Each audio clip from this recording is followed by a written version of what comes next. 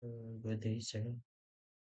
Um, ang akong i-explain sa una is code o morning code sa ako, sir. So, as usual, um, may kanang una na itong i-type is type HTML and HTML1 headings and may HTTP and title, which is governed by three CSS templates. So, meta name, keyword, meta name ng description.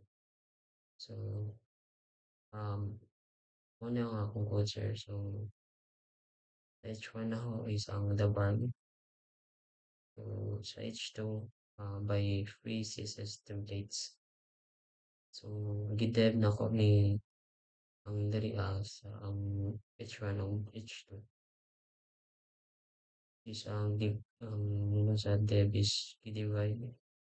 So, sa whole kung ato na siya ang designan niya sa CSS. So, sa menu, naagap na homepage, uh, my blog, photo gallery, favorite sites, contact, and sa ini gi kuha rin siya sa Lorem yung uban diri kita man po nato diri sa ang uban then ang gi lahi-lahi ra na ako og kuan ang gibalik ra gyapon na ako gamit ang H2 o ang H3. So gibalik na ako ang sa H2 which is ang welcome to my website then ang sa H3 welcome to Manibugo. So sa H3 image na gigamit ko makita natin dito. So mo ni ang ang image nga naka-source then so mo ni ang akong design. So sa gamay rang nabago ang color then ang sigbaw mo ni akong design then nigamit ko HR which is meaning horizontal rule then gigamit po ko diri ay dapit sa part na ni kini which is nagamit ko dira og italic na font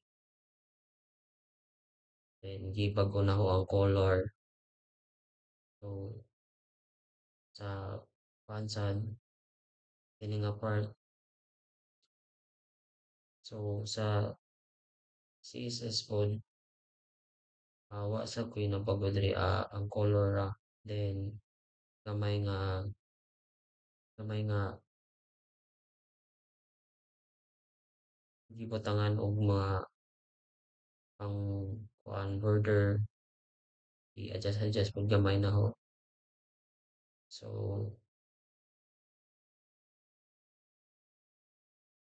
sa image code napod diri which is ang gibutang na ko diri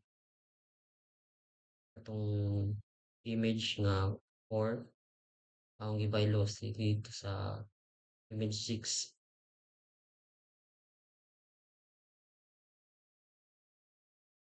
then maara to thank you.